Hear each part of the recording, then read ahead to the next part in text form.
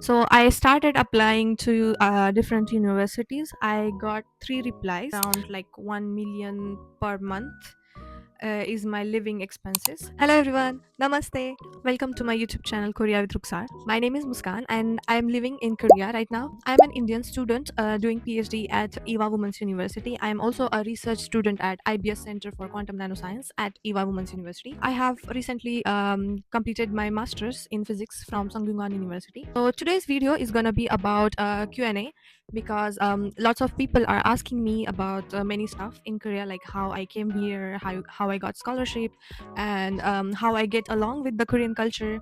So there are many things we need to talk. I need to talk, and you'll need to listen. So let's start. First question is how did I end up in Korea? Very frequently asked by almost every person I met or from my followers. So the story begins with my bachelor's in India. So I have completed my bachelor's from Shivaji University, and my major was nanoscience and technology.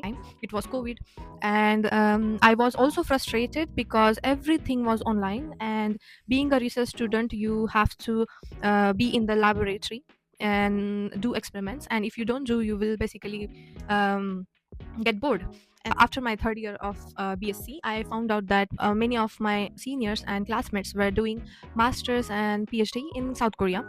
So I contacted them. I found out the how to apply and stuff like that. And then one of my friend helped me a lot, and I just told my parents that I want to apply abroad, like not particularly in Korea. And then I talked with my parents, and my father was happy, and he also told me that even if you don't get scholarship, you can go, I will fund you and stuff like that. But I have never paid tuition fees in my school and my college. Also, I had like really a small amount of tuition fee. How can I ask my parents to pay for my master's tuition fee? That's when I decided to apply for scholarship. So I started applying to different universities. I got three replies. So first is the Gwangju Institute of Science and Technology. The second was the Busan University in Busan, and the third is the Sangkyungan University. I studied the different aspects of these three universities. How is my professor gonna be, and how my research work is gonna be about, and what I'm interested in, and which university offers me enough scholarship, stuff like that. And then I finally selected Sangkyungan University for my masters. I completed my admission procedure. Then I started the documentation and interview and everything. Every screening procedure was very smooth, and finally I had the acceptance letter. I booked flight, and I am here in Korea.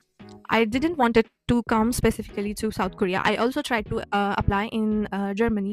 So South Korea was the best option for me that at that time. Okay, let's move to the next question. Second question is, what is my scholarship and how did I got it?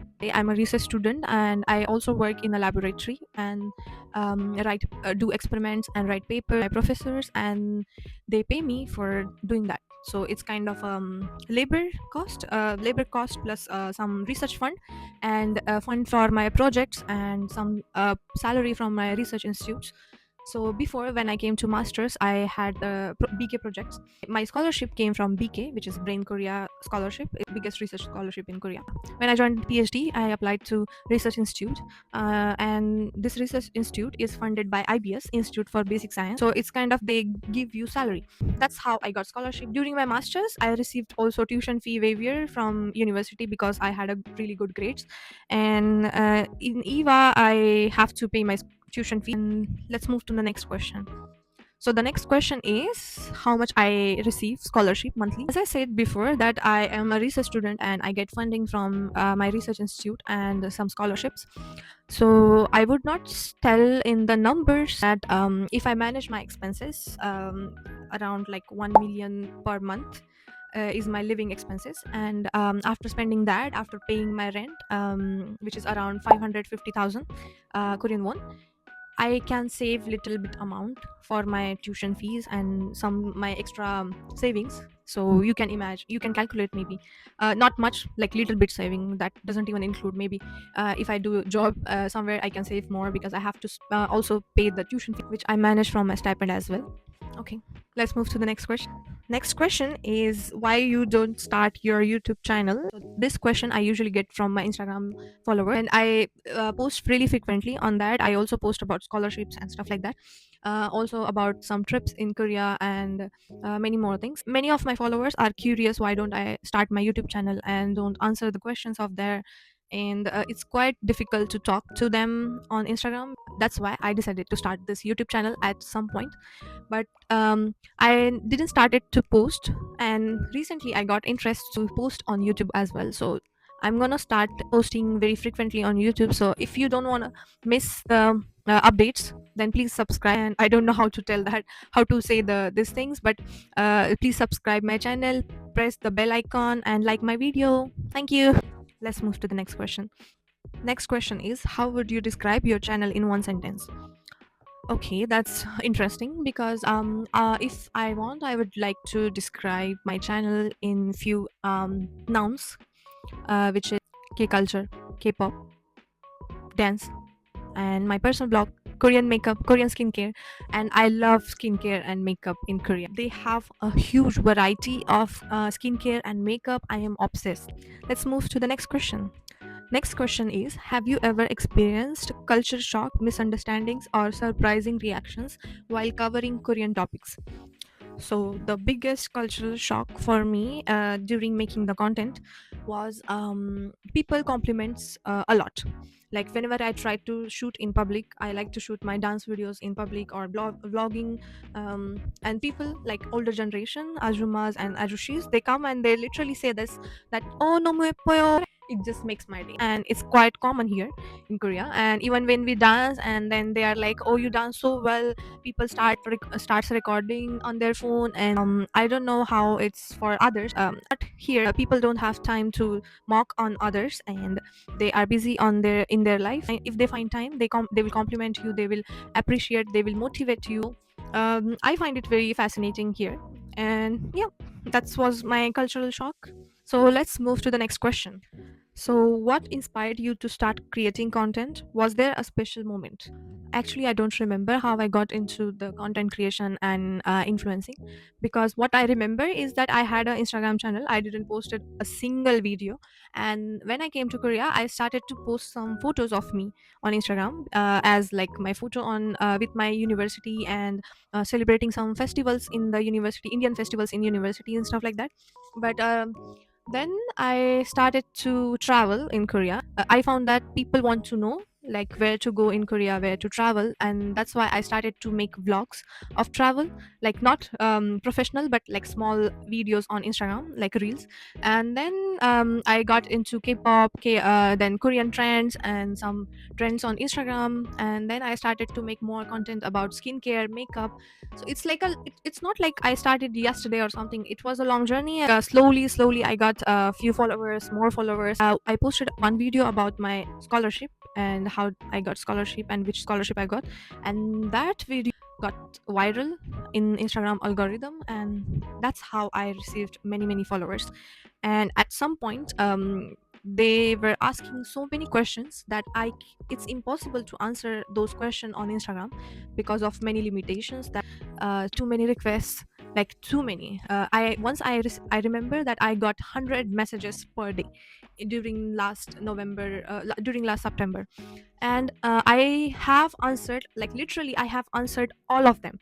And that's how I realized that I need YouTube channel. If I post a Q&A video, that's how people will know, and they will not ask questions individually. Instead, they will just watch the video and they will know. So that's the reason I have started the YouTube channel. And it's officially, I started posting on the YouTube channel when I got into K Influencer Academy. So yeah, that was like a journey for influencing and content creation. And let's move to the next question. Next question is, what is the easiest way to come to Korea? So I have received this question a lot of time from my followers, and the answer is I don't know. I literally don't know. I came here for studies, and I would suggest that if you wanna continue your studies, you can come to Korea, and it's quite easy. You will get scholarship, university scholarship, and if you are a research student, it's a bonus. You will get a research fund as well. But I don't know about the other majors. I can tell about the science field, science, technology, and engineering and mathematics departments. These majors can have scholarship from the research funds from BK, or the university scholarship, and then some labor cost from the from the advisor. But I'm not sure about the other departments. Of course, there is some criteria that you have. If you have the good CGPA, then you can get some 50% of tuition fee waiver or something like that. If you want to continue your higher studies, South Korea is a good option for you. Universities in South Korea offers great scholarships for international students. But if you want to come here for a job, I would suggest to apply from India, because if you come to Korea and then apply to jobs, then it's quite because they would expect that you have Korean language proficiency, and they might ask you for a topic level topic certificate or something. But if you apply from your home countries, then it's quite understandable that you don't know Korean. That's my logic, but I don't know about other people. But even if you want to come to South Korea, there is this job seeking visa which you can get, which is I think D10 visa, I guess. And you can apply for that, and you can come here for 6 months, and then you can look for a job. If you don't get, you will get some extension. So that's the job perspection. But if you are coming for traveling, you of course get 3 months of visa, and you can extend I think 1 month more. So if you wanna come here for a media or modeling or acting in K dramas, or like K-pop, being to be in K-pop industry or something, then you should come with E6 visa, and you have to apply to the agencies before coming to Korea, that you wanna come to Korea for this reason, and if they can fund you, they will offer you the visa, like invitation for the visa and stuff like that, and they will fund your arrival and your living expenses and stuff like that. So the next question is there any racism against Indians in Korea? I think if I want to answer from my perspective, then I would say that I have never experienced major racism in Korea. Of course, there will be some moments that few people doesn't like you. There are few people in Korea that they don't like not just Indian, but like foreigners. They don't like foreigners. In first month when I came to Korea, I visited one of shoe shop, and like there was an ajushi, an old uncle, and when I started to ask a price about shoes, because I didn't knew Korean well that time, so I could only take time to realize what is the price he was saying in Korean, and I was translating into English in my mind, and then comparing with the Indian rupees, because I was new, so I was taking a lot of time, and he was so annoyed, and he was like started saying that Moria pa kanyang kha kha. Like he was like, my head is hurting and please go. But I noticed that he wasn't like that with other customers. I think that's the moment. But in my daily life, I don't think there is an issue. If you mind your own business, don't trouble others, then others will not pay attention to you also, and you don't have to worry of the racism. If you don't be really loud and stuff like that, like attract a lot of attention from people in public, then people will start staring at you, and some people will start being judgmental. If you mind your own business, nobody cares. Like you can live a really decent life here. So the next question is how I learned Korean language and how much is important to learn Korean language. I would say that it depends on you, like how it's important to learn Korean language.